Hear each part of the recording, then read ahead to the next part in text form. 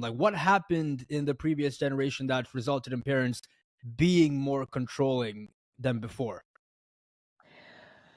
Um, the parents are afraid that we live in a dangerous world and they need to protect their Okay. children. Mm. They're in my part of the world, there were children who were kidnapped, and the kidnapped child's picture was put on milk cartons. And so Oh. whenever people went to the grocery store to buy milk for their children, they saw that this was going on. And so they developed this, oh my gosh, somebody's going to kidnap my son or my daughter. I need to protect them. And then the news has a lot of bad news Yeah. about terrible things happening. Yeah, Okay. yeah, yeah, yeah, yeah. And there are studies that show that the more news people watch, the more anxious and fearful they become. And Hmm. they feel helpless and they feel like, okay, the world is a dangerous place. So I think the increase in reports of kidnapping children, which happened about, I guess it was 20 or more years ago that the milk carton situation was going on.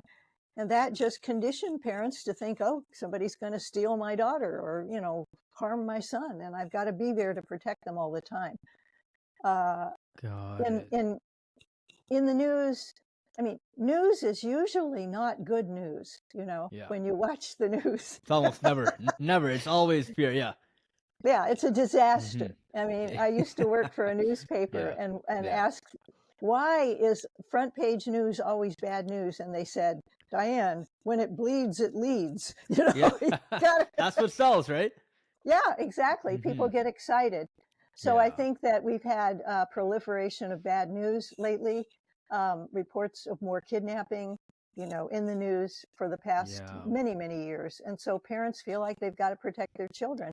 And also, if they don't feel safe in their communities, a lot of people who move to, for example, America or Canada from another country feel like, you know, they can't really trust the dominant culture.